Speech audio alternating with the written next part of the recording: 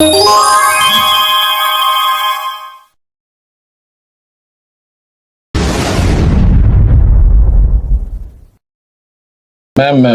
dans l'enfer, le journaliste doit continuer à faire son travail. Et donc, c'est ce que j'ai décidé de faire même quand j'étais en prison. Ce sont ces images de prisonniers entassés par centaines, à même le sol, qui ont choqué. Révélées par le journaliste Stanis Boujakera, lui-même ancien détenu, elles montrent pour la première fois l'intérieur du plus grand centre de détention congolais, la prison de Makala. Dans cette grande cellule, les détenus n'ont pas de lit. L'air et la lumière n'y entrent que par de petites ouvertures. Le sol est jonché de déchets. Un autre dortoir dispose lui de couchettes que les prisonniers doivent se partager. Ils doivent de toute évidence se contenter de cette seule latrine, vétuste. Dans la cour, la situation est tout aussi dramatique. Les prisonniers errent dans ce qui ressemble davantage à une décharge. Ils n'ont pas de toit pour s'abriter du soleil. Quand on leur sert à manger, c'est cette bouillie servie dans une grande bassine. Mais il y a pire, certains sont blessés, comme ce jeune garçon, la jambe déchiquetée. Il n'a visiblement reçu aucun soin. Derrière ces hauts murs de béton, il serait 15 000 détenus, alors que la prison ne peut en accueillir que 1500. En majorité non condamnés, la plupart ne sont qu'en détention préventive. Libéré le 19 mars 2024, le journaliste congolais Stanis Boujakera vient de produire un reportage dans lequel il relève les conditions de détention des détenus de ce même centre d'emprisonnement de Kinshasa où il y a été incarcéré durant 6 mois, de septembre 2023 à mars 2024. Dans le même temps, le journaliste a donné les motivations de la révélation de ces images qu'il a filmées à l'insu des autorités de cet établissement incarcéral. Ce qui m'a poussé à tourner toutes ces images, c'est tout simplement parce que la situation a été anormale. Donc ce que je voyais dans mes yeux, c'était insupportable et je ne pouvais plus résister, je ne pouvais plus exprimer ce que je ressentais en moi. Donc l'unique façon pour moi de permettre à ce que le monde soit au courant de ce qui se passe réellement, j'insiste, ce qui se passe réellement, c'était de pouvoir immortaliser ces moments parce que j'étais là, parce que je vis, je l'ai senti et j'ai tout simplement fait le travail qu'un journaliste devait faire. Le journaliste affirme également qu'il n'y a pas d'eau potable et surtout que tous les prisonniers ne bénéficient pas du même traitement. Pour vivre dans des conditions un peu moins cruelles, il faut monnayer. Le fait que la prison qui est construite pour recevoir 1500 personnes en a aujourd'hui 15 000, acheter un espace pour dormir ou poser la tête, donc il faut débourser de l'argent. Il faut sortir quelques billets de dollars, c'est ce qui se passe. Donc je vous parle spécialement de mon cas. Quand je suis arrivé pour être logé au pavillon 8, il m'a été demandé de payer 3 000 $. Filmer à l'intérieur d'une prison est interdit par la loi congolaise. Est-ce que vous savez à quelle peine vous vous exposez en ayant filmé ces images et en les diffusant? Et pourquoi l'avoir fait? Si ça peut servir les autorités d'agir pour améliorer les conditions de détention, si ça peut servir l'intérêt général, pas mon intérêt personnel, si ça peut aider à ce que plusieurs personnes puissent accéder à une véritable justice, si ça peut servir à ce que les conditions soient améliorées, moi, c'est ce qui m'a encouragé à le faire. Donc, c'est pour l'intérêt général, c'est pour permettre aux autorités d'apporter des solutions par rapport à ces problèmes réels qui existent au sein de la prison de Makala, qui n'est plus une prison, mais plutôt un centre de concentration. Toutefois, si les images diffusées sur le média international TV5 Monde sont choquantes, celles diffusées durant la visite du nouveau ministre de la Justice, Constant Moutamba, à cette même prison ne le sont pas moins. Dans cette vidéo, par exemple, le directeur du centre de rééducation de Kinshasa, CPRK en sigle, parlait déjà de 15 000 détenus. À ce jour, nous avons 15 107 détenus, dont 347 femmes. À ce jour, nous avons 15 107 détenus,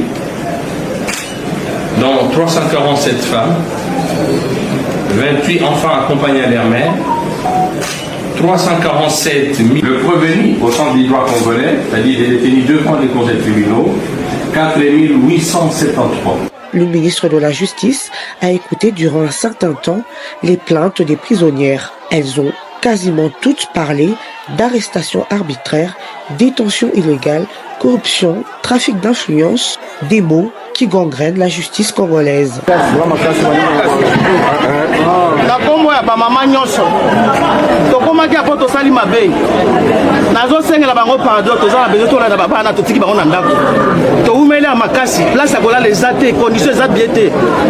Au nom de Massignon sur la zone, on a 5 autant la canne à Bichon maman.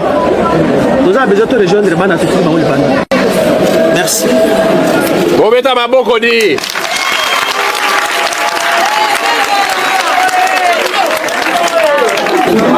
Merci la visite au Kota la biso, Benza et réconforter biso et fortifier biso. Posa bakangemi.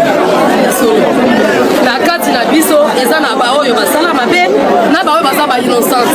Soko tali malamu ba innocent baza epelé ya epelé. Dana za avocat. Bakanga pona client nga. Muto signer contrat mutu mususu société minière na magistrat. Papa ça fait 7 mois na société. Batiki société na mokolo na mo ngamde ba yokota. Azonyo kwa maawa ça fait 7 mois mon papa. Pour aza magistrat, azo corrompre batu nyonso. Aza na cour de cassation. Comme on a un maître magistrat Wasso, il s'appelle. Harcèlement eleki ba magistrat na ba avocat. Na deux so vérité. Ba nyokoli ba avocat boy ba commander ba marche pied na bango. Bongo, bosala boye bote, bosala boye. Oh ba lobby, bazo pesa ne ba injonction. Ata baza na raison te bazo pesa na mauvaise période. Ba mama belé, oh basali bambula, ba samba kutute. Ah bon? Je te jure. Et ça ba mso ba beta ba 20 ans awa, ba samba teti lelo. 20 ans. Je vous jure. Et ça la kaya papa moko azali awa, ba kanga bango na période makambo kabila wana les pères. Ti lelo. Ba samba te. Anarchie eleki na mboka na biso.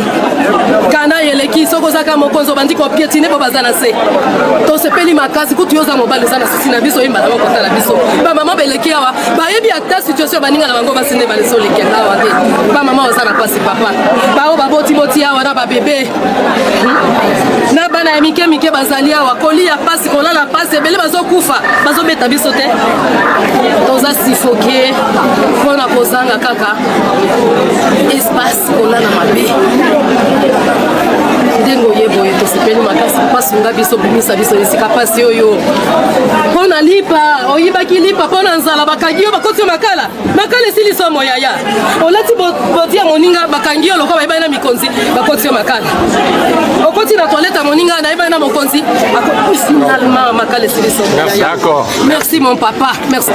nakoloba mpona nga moko te nakoloba mpona bato nyonso biso toza kaka na demande mibale to misato ça ne sert à rien toyebisa biso oke bimisa biso au moment où nous parlons 14 baza déjà na pelouse bakotisi je pense eloko tokosenga il faut revoir le système de justice ya poko prison centrale ndenge tokola toyebaka ke ce sont des grands criminels ne batiaka bango awa mais awa ekomi moto ayibi telefone à $5 batindi ye na prison makala mobali ayokeli mwasi na ye zuwa atindi ye na prison makala nga naza na ndeko na nga magistrat to aza procureur toswani moto aye makala si bokoki kosalisa biso koechelone ba infraction oyo esengeli chef de quartier kata esuka na quartier oyo esengeli police esilisa esuka na police prison ezala vraiment na rôle nango oyo bafongolaki mpo nango toza na ka ya bato awa batransfere bauta Beni ça fait 2 ans baza awa ce sont des prévenus batikala kosamba te loin de leur famille bazaka na visite te bazaka na lisalisi ata moko te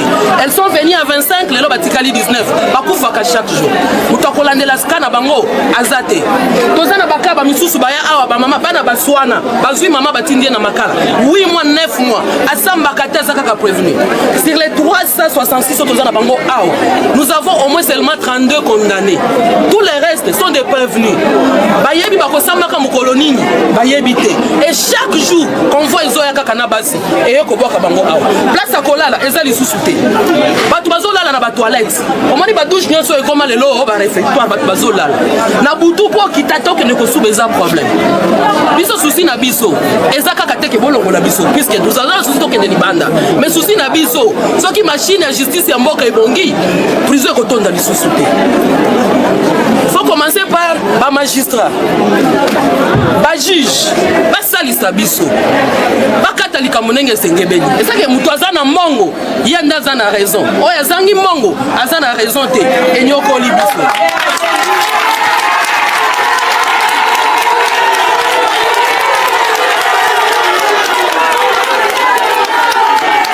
Toza na problème ya mibale ezopesa pasi ya bamama ebele bazobima na boloko te baamande ya bajuge mutu asalaki mbeba ayibi telefone ya $10 ozosenga ye $500 siko akozwa ngo po abima na boloko tobanda koyeba ke soki mutu asilisi kosamba au moins andeya 15 jours réquisition ekokoma mais réquisition ekomi kosala ba 3 mois ba 4 mois mais po eya ezosenga mbongo osoki $100 eza te réquisition ekoya te bamisusu basamba baya mesure d'enquête basali 4 ans na prison oyebi suite ya dossier na yo te bamisusu bakota awa depuis akota ati babengai na chambre du conseil esila ayebi te dossier ezalaka wapi bakomi koluka dossier akoluka trace ya dossier eyebanaka te esali ke pavillon femme oyo ezalaki construit pour 160 personnes on se retrouve avec 366 personnes papa salisa biso wana nde bosenga na biso.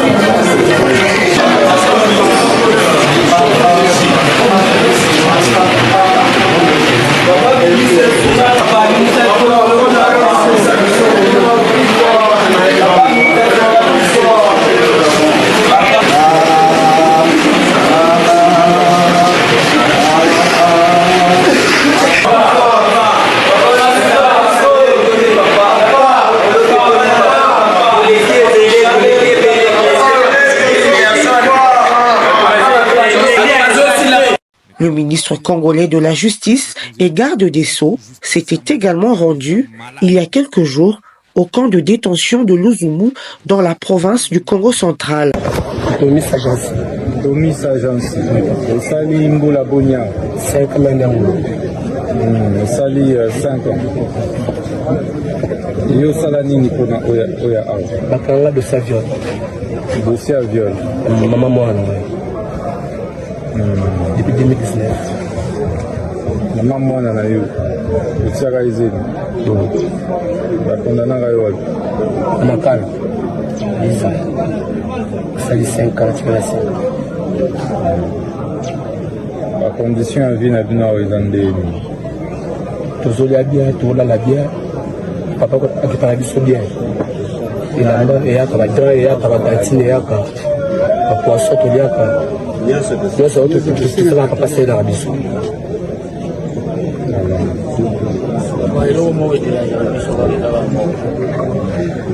biso bato ya viol na association papa ebénéficiaka te neti ngai esi eta yango tikala obénéficie te na mesi esalaka biso presque likambo te na yo bato ya viol baza rebele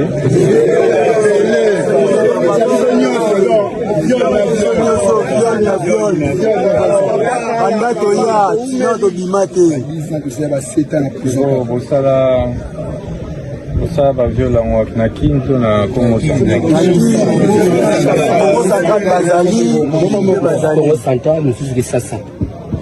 Conscient du travail qu'il devra abattre pour mettre fin à la culture du plus fort qui l'emporte, une culture qui existe depuis toujours en RDC, le ministre de la Justice Constant Moutamba dit continuer de chercher la solution pour instaurer une justice équitable pour tous en République démocratique du Congo. Mokonzi ya mboka alobaki justice ya mboka eza malade. Donc chaque jour na mitunaka wapi na kozwa kisi pona kobikisa justice ya mboka ou mokonzi ya mboka alobi eza malade.